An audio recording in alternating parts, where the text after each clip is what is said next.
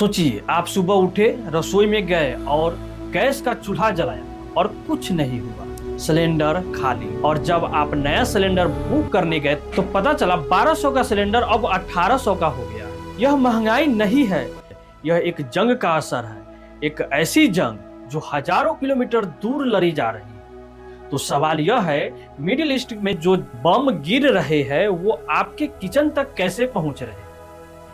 आज हम समझेंगे 3 बातें। पहली बात, एलपीजी कहां से आता है। दूसरी बात, मिडिल ईस्ट की जंग उसे कैसे महंगा बना देती है। और तीसरी बात, ऐसी स्थिति में आप क्या कर सकते हैं। अब इस बार के कारण ऐसी स्थिति हो गई है कि जिसने जंग की शुरुआत किया था अमेरिका, अब उसके कंट्रोल से बाहर हो चुका है। अब अमेरिका से भी संभलने वाला नहीं है, इसलिए इसका प्रभाव भारत पर बहुत गहरा पड़ रहा है और यह प्रभाव आपके घर तक पहुंचने वाला है। तो आपको आगे क्या करना है, इसे समझने के लिए आपको पूरा वीडियो देखना है। चलिए अब असली जिंदगी में चलते हैं। राजस्थान के एक छोटे से गांव में रामाबाई रहती है। वो मजदूर है, महीने में 6000 कमाती है। उनके घर में एलपीजी सिलेंडर हर 45 दिन में खाली होता है। जब सिलेंडर 900 का था तो काम चल जाती थी, आज वो 1100 पार हो चुका है। सब्सिडी कट चुकी है।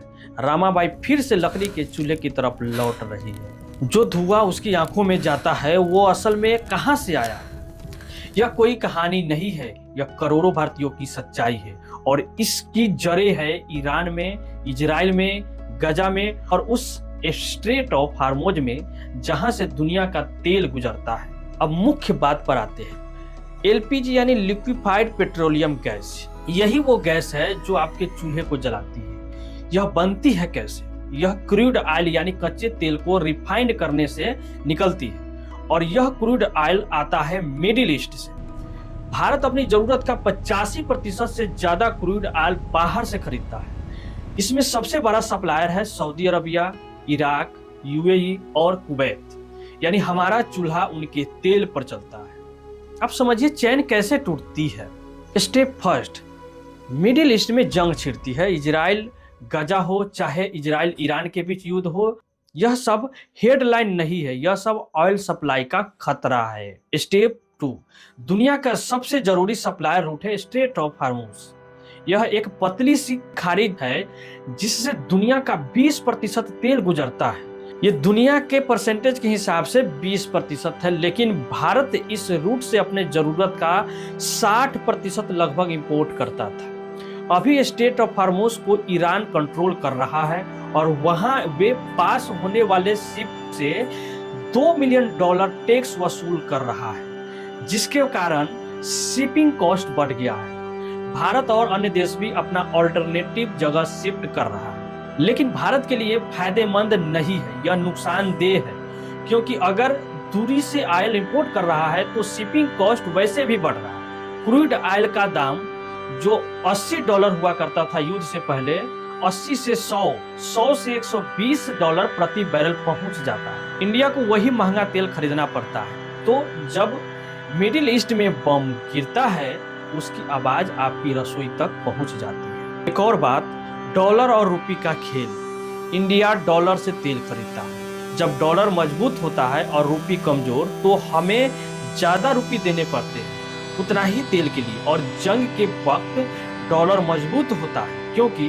दुनिया सेफ इन्वेस्टमेंट के तौर पर डॉलर खरीदती है। यह एक डबल अटैक है आपके रसोई पर। जो रुपये की कीमत 2014 में $1 के मुकाबले 60 रुपया हुआ करता था, आज वो 94 रुपया के लगभग पहुंच चुका है। तो यह अच्छा संकेत नहीं है। अगर तेल का प्राइस वही भी रहा फिर भी पैसे से तेल खरीदने में ज्यादा पैसा पे करना पड़ेगा। लेकिन दुर्भाग्य से ऑयल का रेट भी बढ़ रहा है और पैसे का वैल्यू भी कम होते जा रहा है और इस सब का प्रभाव आप तक पहुंच रहा है। सामान महंगा हो जाएगा, रुपये की वैल्यू कम हो जाएगी, लेकिन आपकी सैलरी वही रहेगी। इस तरीके से आपका बचत कम हो जाएगा और जो गरीब फैमिली है उसका मुश्किल बढ़ जाएगा। अब सवाल यह है कि इन समस्याओं से मुकाबला करने के लिए इंडिया क्या कर रहा है। इंडिया एक स्मार्ट मूव खेल रहा है।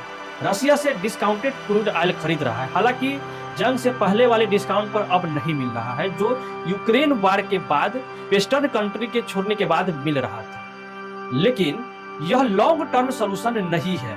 इंडिया स्ट्रेटेजिक ऑयल रिजर्व भी बना रहा है, अंडरग्राउंड स्टोरेज में लाखों बैरल तेल रिजर्व करने की कैपेसिटी को बढ़ा रहा है। अब बात करते हैं इसका असर किस पर कितना पड़ता है। तो गरीब वर्ग की बात करें तो एलपीजी से वापस लकड़ी और गोबर के चूल्हे पर जाना पड़ रहा है। ये स्थिति है गरीब लोगों का। और मध्यम वर्गों का क्या स्थिति है, तो इन्फ्लेमेशन की मार, हर महीने बजट बिगड़ रहा है, खाना, स्कूल फीस, ईएमआई सब एक साथ बढ़ रहे हैं, सेविंग जीरो हो रही है, स्टेट बढ़ रहा है, लाइफ स्टाइल श्रिंक हो रही है। अमीर वर्ग पर क्या प्रभाव पड़ा, तो अमीर वर्ग इन्हें एलपीजी की ज्यादा चिंता नहीं है, लेकिन ओवरऑल इन्फ्लेशन का असर बिजनेसमैन पर होता है। तो सबसे बड़ा दर्द गरीब और मध्यम वर्ग को होता है, जिसके पास कोई बफर नहीं होता है। अगर ईरान इजराइल टेंशन बढ़ा या स्टेट ऑफ हार्मोज पर कोई घटना हुई तो फिर ये 200 से 300 का झटका लग सकता है। अभी के लिए हमें मिडिल ईस्ट की खबरें को दूर देश की खबरें नहीं माननी चाहिए, वे हमारी खबरें हैं। 5 सिंपल चीजें जो आपको करना चाहिए। पहला, इंडक्शन कुकर में इन्वेस्ट करें, एक बार खरीदो सालों चलेगा। बिजली से खाना बनना गैस से सस्ता पड़ सकता है। प्रेशर कुकर का ज्यादा इस्तेमाल करें, यह गैस 30 से 40% बचाता है। छोटी सी आदत बड़ी बचत। पीएनजी पर स्विच करें अगर आपके शहर में है, यह एलपीजी से अक्सर सस्ती और रिलायबल होती है। खाना बैचेज में पकाएं, हर बार चूल्हा जलाने की जगह एक बार ज्यादा पकाएं, इससे गैस बचेगी। जियोपॉलिटिक्स पढ़ें, जब मिडिल ईस्ट में कुछ होता है समझे कि आपकी इकोनॉमी को कैसे इफेक्ट करेगा। इन्फॉर्म सिटीजन ही सही डिसीजन लेता है। यह वीडियो अगर आपको कुछ सिखा गई तो इसे शेयर करें, खासकर उन लोगों के साथ जो सोचते हैं कि मिडिल ईस्ट की जंग उससे दूर है। वो दूर नहीं है, वो आपकी रसोई में है। जागरूक रहे, सुरक्षित रहे। धन्यवाद।